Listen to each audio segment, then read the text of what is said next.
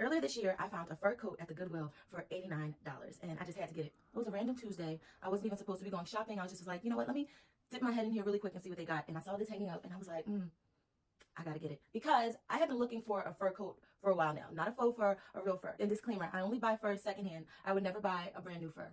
So before y'all come for me in the comments, I would only ever buy vintage furs. So with that being said, this was the fur coat that I found. Before I open it, I'll give you a backstory really quick. So I found it at the Goodwill. It was $89.99. I happen to have the money on me because I usually go in the Goodwill with like $25 because I want to be in and out. And I just happen to have the bread with me. And so I bought it. I said, it's not going to be here. If I come back later, somebody's going to scoop it up. So I went and I purchased it.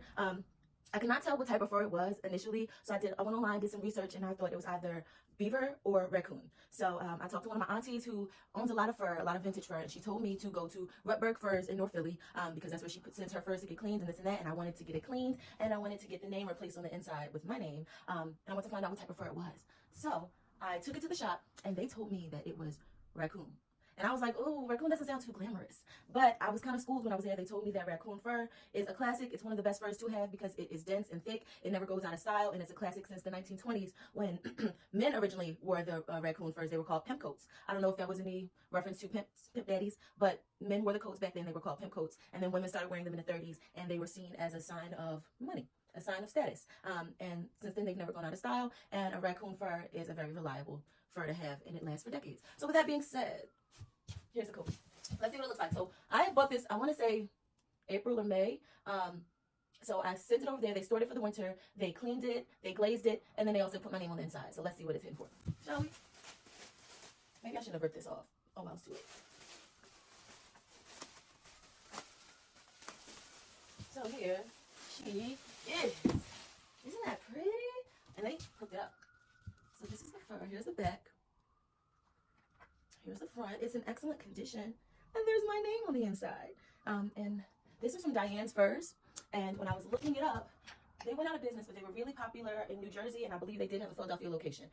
So this is a true vintage fur. My aunt that I called about it, she said that her mother had furs by Diane. And yeah, they just did a really good job because it definitely was a little more dull when I first bought it. It smells a lot better. Doesn't smell like thrifty or anything like that, or like it's been in storage for years. And it just looks so good. So I cannot wait to wear it.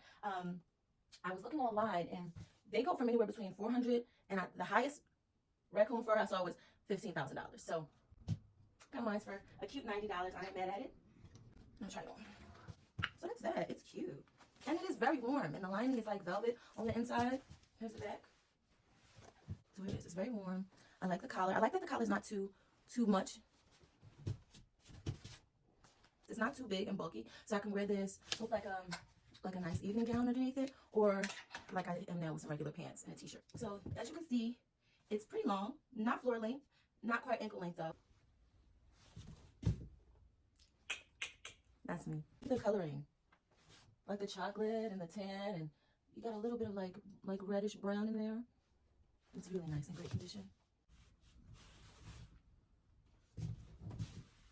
So yeah, this coat was definitely one of my best thrift finds of all time. Definitely up in the top 3, along with my cashmere black hoodie and my Adriana Papel silk gown.